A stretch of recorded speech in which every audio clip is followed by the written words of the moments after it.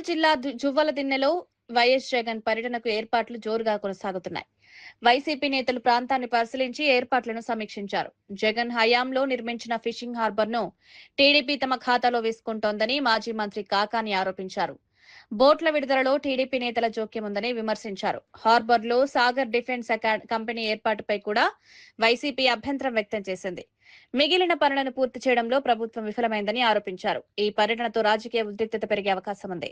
వాళ్ళకది సరిపోదు, దాన్ని మరలా విస్తరించాలనేటువంటి ఆలోచన చేస్తున్నటువంటి నేపథ్యంలో జగన్మోహన్ రెడ్డి గారు కూడా స్పష్టంగా ఇది ఫేజ్ 1, తర్వాత దీన్ని విస్తరిస్తామని చెప్పినటువంటి పరిస్థితుల్లో ఉన్నటువంటి హార్బర్ ని పూర్తి చేయకుండా 10% పనులు పెండింగ్ లో పెట్టి వాళ్ళ దగ్గర నుంచి ఈరోజు బలవంతంగా ప్రైవేటీకరణ చేయడం అనేటువంటిది మత్స్యకారులు జీర్ణించుకోలేకపోతున్నారు.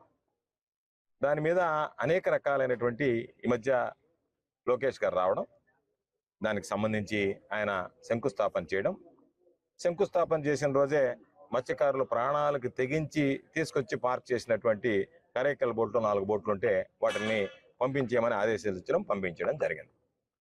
ఈరోజు తెలుగుదేశం పార్టీకి సంబంధించినటువంటి నాయకుల జోక్యంతోనే బోట్లు తరలి వెళ్ళాయి. కాబట్టి ప్రభుత్వం ఈరోజు మొక్కుబడిగా మత్స్యకారులు ఇటు ప్రైవేటీకరణ గురించి కానీ బోట్ల తరలింపు విషయంలో కానీ ఆగ్రహం వ్యక్తం చేస్తున్నారు. కాబట్టి అనేక రకాలైనటువంటి ప్రయత్నాలు చేయడం. ఇన్ని రోజులు ఈ ప్రభుత్వానికి మత్స్యకారులు గుర్తురాలే, మంత్రులకు మత్స్యకారులు గుర్తురాలే, అధికారులకు మత్స్యకారులు గుర్తురాలే, కలెక్టర్ గారికి, ఎస్పీ గారికి మత్స్యకారులు గుర్తురాలే.